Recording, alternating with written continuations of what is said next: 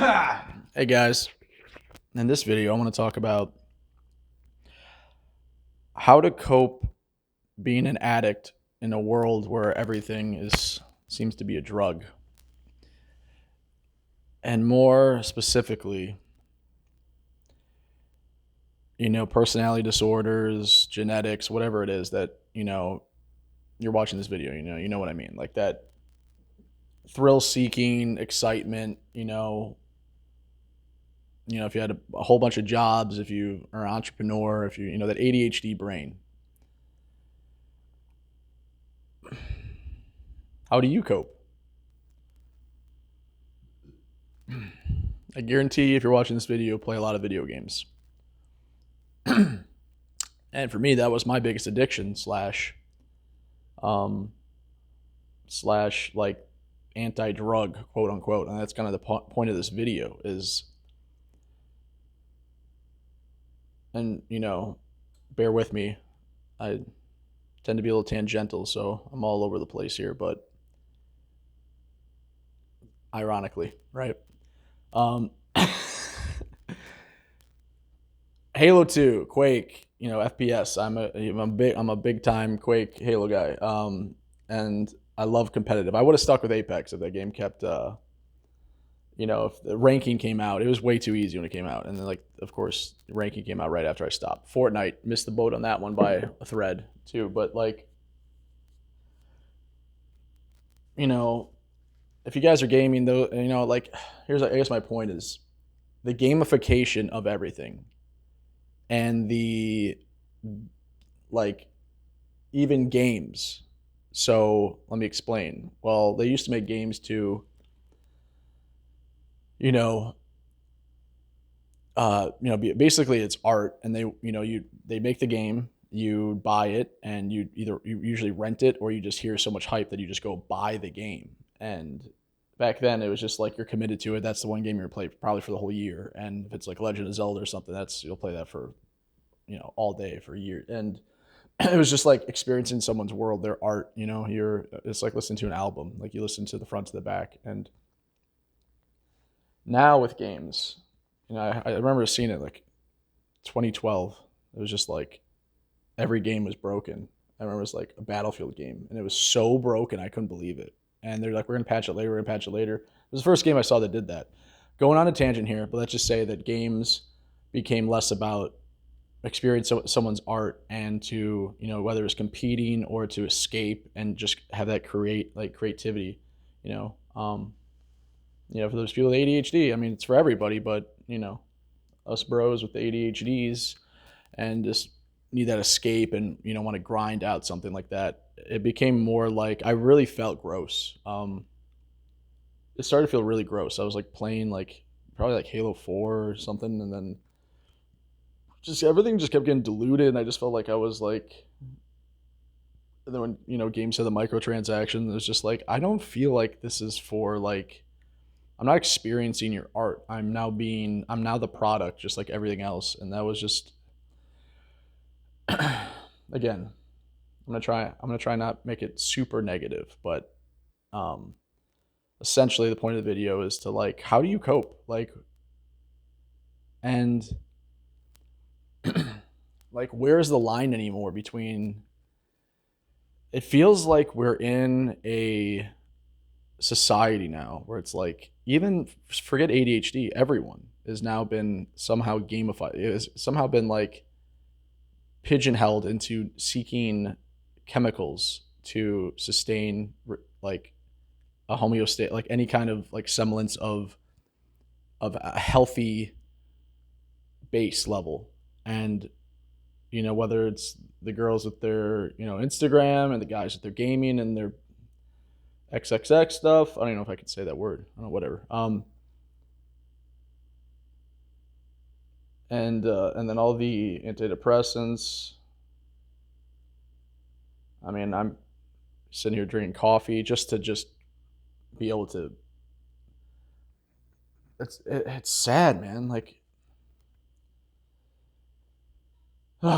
so I'm not gonna make it negative anyway. I'm just like rainy ass day. It's sad, but yeah.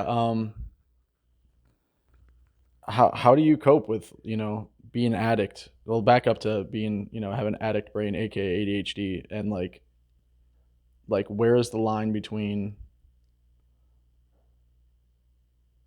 like pharmaceuticals, corporations making games, and then illegal substances, and and then here's the big one. Here's the big one, and this is really the point of the video. Is like it might just be my aging. It's not. I know I keep talking about that, but like I'm like almost 37 years old. I feel like I have more. I don't know. I don't see much. I'm just old. I think. I just don't know. I'm gonna say I don't see much like of inspiration and like really high energy stuff. But yeah, I guess it's all crazy TikTok, and it's just changed the attention. But and I guess that's kind of I'm going full circle here. Is like yeah, it's changed, but is that even like are you even creating? Like what are you like? If you're doing the thing that makes the most views happen, and then we all kind of just go down to this lowest common denominator of like low browness, like I'm the biggest like Jackass fan ever, and that was considered low brow. People didn't say it very much. Is usually the snooty people that didn't really get it and they're a little bit older. Oh, maybe that's me. And but I would argue there's like a charisma, and there's something that was like it's the meat, it's the way things are consumed now, man. It's just like I don't know.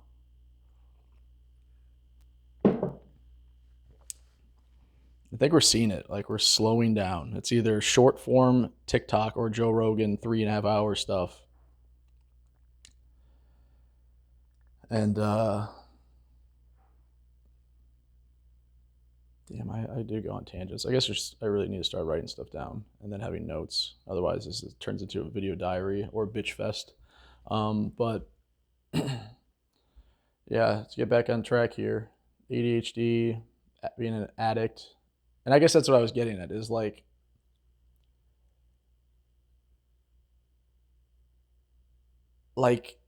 how much are we really getting our needs met in IRL? Like we're out, if you're still watching this video, I'm now we're having a parasocial and a uh, suboptimal connection to this stupid freaking screen, and it's just like it's only gonna get crazier. And having said that, like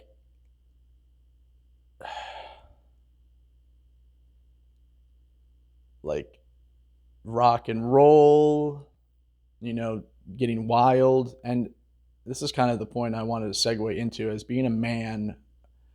For me, and I think traditionally is not even the right word. Historically is a better word. Men led society and culture, and therefore, in the way that, to the extent that that was true, to the degree that that was true, men were able to make mistakes and were able to, like, and it's not even just men again, but again, men again. We are we need like, especially young guys, we need this like we need to get it out. We need to like that is the best thing about guys, and it drives me up a wall as I just wake up in the morning. I went from a place of having more drive every day and had meaning, and it's just like I don't even know what that looks like anymore. And I can't imagine being a dude like in your 20s right now, because for me it was always women. You know, it wasn't actually always women. It was I had these goals, and then women will come, and then the goals failed, and then I just chased the women, and that became the drive, and then that turned into the drive and creativity and all that stuff. And but the point I'm trying to make is like the making mistakes part. Like it might just be my bubble. It just might be my age. You guys let me know down below if you're still in this video and you're in your 20s and you're whatever and you're struggling with this. Like I can't be crazy. Like it's like a fear of saying difficult things, of doing difficult things, and like being judged. because even guys now judge you if you're like doing the right thing. It's just hater land. And this stuff, like people, like the lines have been blurred. That's what really freaked me out, is the lines were blurred between IRL, like I love how to abbreviate that, but like life. It's called life for now. It's still life, right? And this, and and people will like use that to like, I don't know, like people just aren't giving anything away. There's no connection. They don't want to give anything away. No love unless it benefits them. It's so bad right now. I don't know if you guys know. I don't know if I'm making any sense. I'm going on super crazy tangents, but this is morning coffee. Well, I'll change the title is gonna be ADHD and addiction, but I'm gonna change the title to morning coffee rant. Yeah, I guess there's no way around it. Like, there's no way around it. That's who I am. I'm gonna be, like Carlin said, complaining is a motif. It's a motif for me too. It must be an Irish thing. I don't know. It's how I sort out the world, and I always have and always will. And sorry, the one thing I promised myself and whoever watches this channel is it's never gonna stop being authentic. I don't give a crap. I don't even feel like good thing we got only the upper half. I just did something with my hand that no one saw, luckily, but I just brought it up so you kind of saw it. But yeah, I don't even feel like the amount of pain that I've been through. I just like, it's beyond numb. It's like dissociated to a point of like I'm not even a person anymore. That's crazy that I just said that out loud, but and it's kind of hyperbolic. It's kind of like whatever, hyperbolic for sure, but it's true. And I say that meaning that I don't like. I've lived the life. I've done the things. I don't care. I don't care about the women. I don't care about being judged. Like I truly like feel like a messenger. Like, and the worst thing, the only thing I have at this point, and all I've ever really had in my entire life was my word and my truth, like the truth. And that's something I eventually want to talk about in a video. It's just like the value of that has decreased and stuff, but not to go on a whole another rant. Just to say, yeah, authenticity. Like I would be the biggest hypocrite ever if I were, all of a sudden, and we all do it to degrees, man. Like, right? Like even like the YouTuber that was like, whatever. Then this is what's really crazy. This is just gonna be a tangential, stupid video, but like, I can look at the YouTube studio stuff. Like you can look at, I don't know if you guys do YouTube or whatever, but if you do YouTube, we all kind of have it, just like another social media, like having Facebook. Anyway, you can literally look at like watch times and demographics. You can literally gamify your audience. And then how difficult is it to not go, oh, this video did well. Of course you want to find your voice and you want to like do content that people want to watch, because there's no point of just talking into the void, of course. But to the degree that you allow yourself to, I just want to yell at the top of my lungs sometimes, wake up in the morning, we are algorithm. Like the way, to the degree that you can like gamify your audience and manipulate from titles to thumbnails to your sponsors. Like I watched finance videos for like years. You could already ruin my life. It helped. I think about that scene from Batman where Jim Carrey's got like the suction on his brain and he's like absorbing television. Like I was doing that so hard. And working and just trying to min-max my life and completely lost my mind. But anyway, point is, nobody knows in finance. Like it's pretty obvious now. Like I don't want to. I can't go down that tangent. I just about finance, but let's just say that when you're making money off of ad revenue, when you're not actually saying anything in a finance video and it's not actually helping anyone, it's speculating, and you're getting people to go, oh, because they have some stake in something. It's really crazy. Like I'm naming this video the most tangential. I love that word because I'm a gentleman and I'm going to get tan this summer. This is a filter. I'm not this tan. I'm pretty pale. And that, yeah, you can tell this is, anyway. So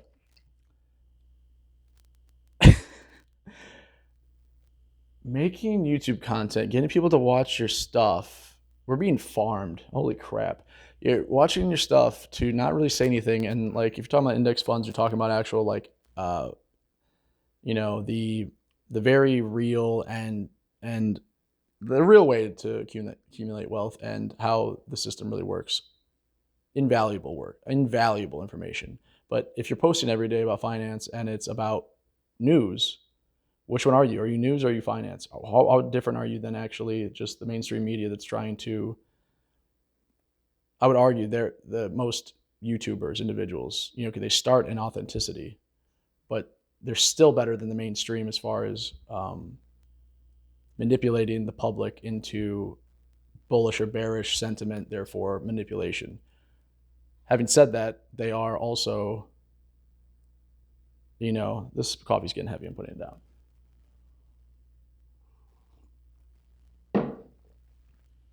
They are also, you know, looking for the dollars. And if you are just creating a thumbnail and content that isn't, it becomes entertainment more than it is about actually helping someone. So it's like, it's very slippery now with entertainment and education.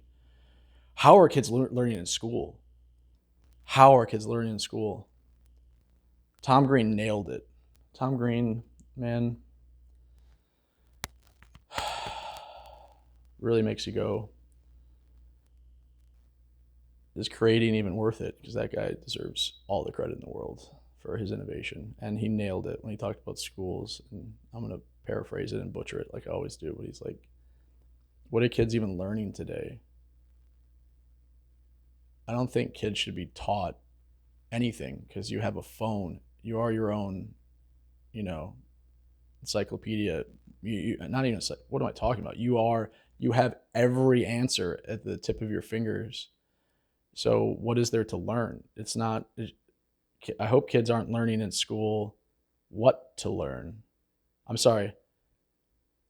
Yeah, what to learn and what the answers are. They should be asking students what questions to ask.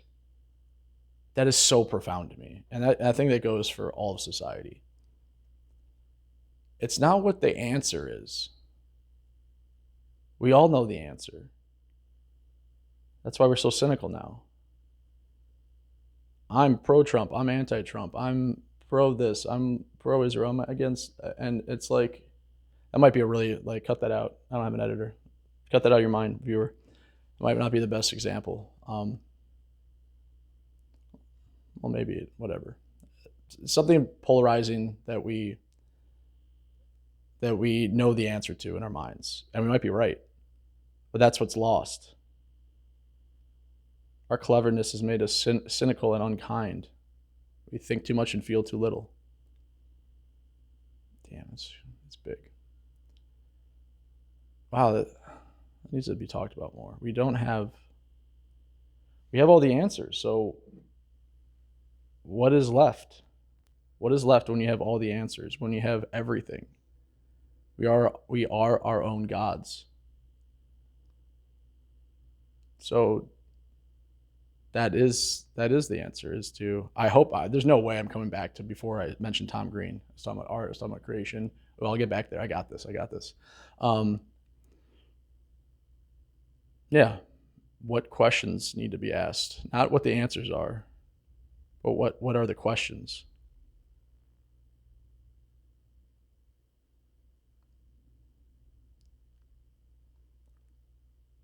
It's true.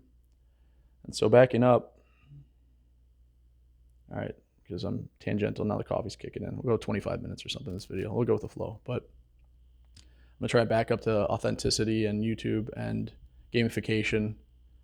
This is such a all over the place video. But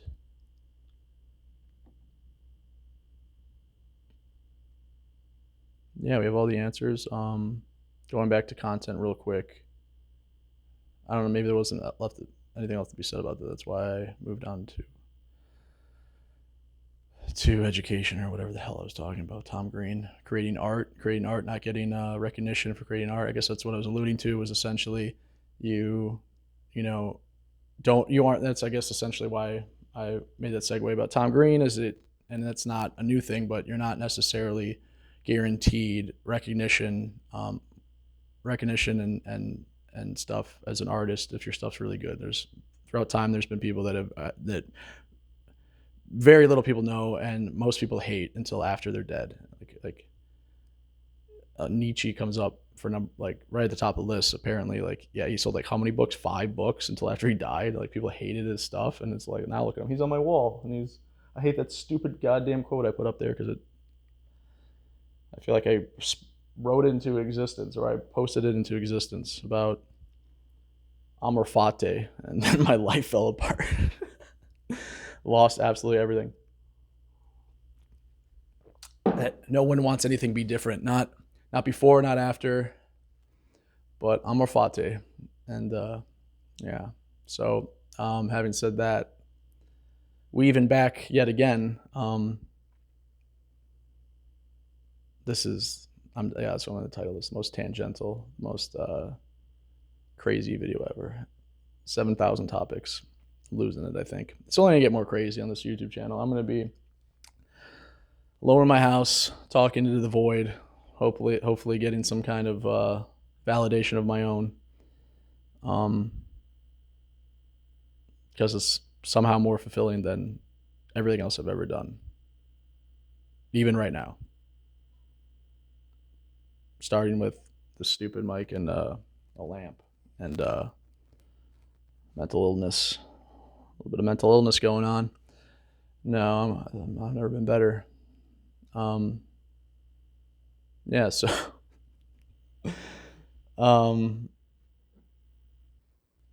so yeah.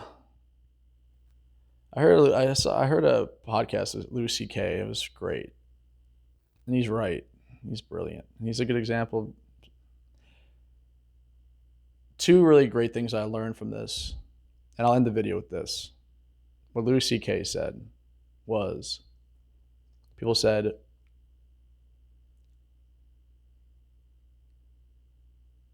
he said in the video, I think he was talking to Andrew Schultz. This is like a year, I don't know, it could have been 10 years now. Time is ridiculous. And he said, I think it's Andrew Schultz, if I'm mistaken, pardon me, but the guy he was talking to said, everything's an algorithm.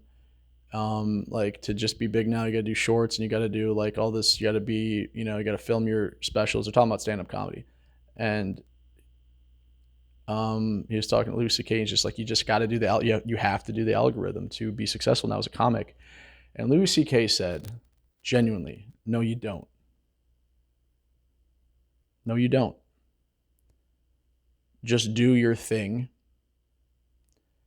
And he was basically, the takeaway was, do what you do and screw the algorithm. Like, who says you have to do that?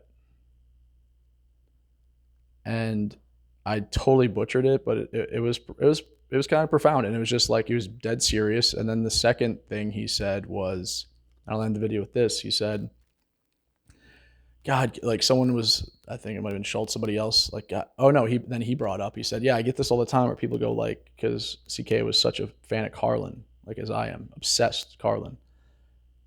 And he's like, and I thought about that every year it went by, like since 2012 or whatever, 2014, when things got really weird, started getting weirder every year.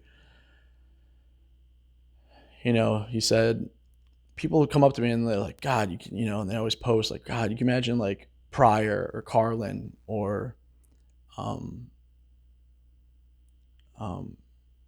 can't even think of her name, Joan Rivers, in this world. And I think those were the names that were spoken, but you can come up with your own, insert, left of center,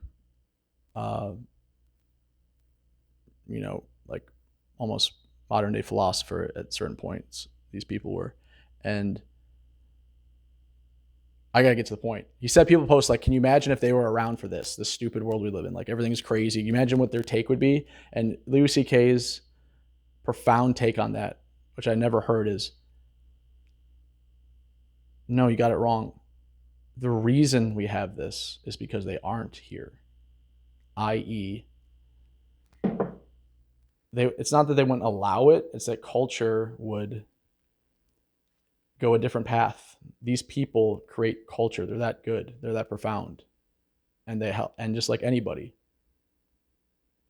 That's why there's so much. Damn, I'm going to go another tangent. I'll end with that. The reason we have what we have is because these people don't exist. That's inspirational to me because, again, those 2 points. Screw the algorithm and you're more powerful than you think you are. We all have a voice. Screw the algorithm, do you. There we go. We'll end with that. Maybe that's what I'll make the title of this video. Hope you have a good morning, guys. This is Wednesday. This is Thursday morning, somewhere in April, and 2025. I hope you guys are doing well if you're still in the video. Thanks for checking in with me and chatting with me. We'll catch you in the next one. Peace.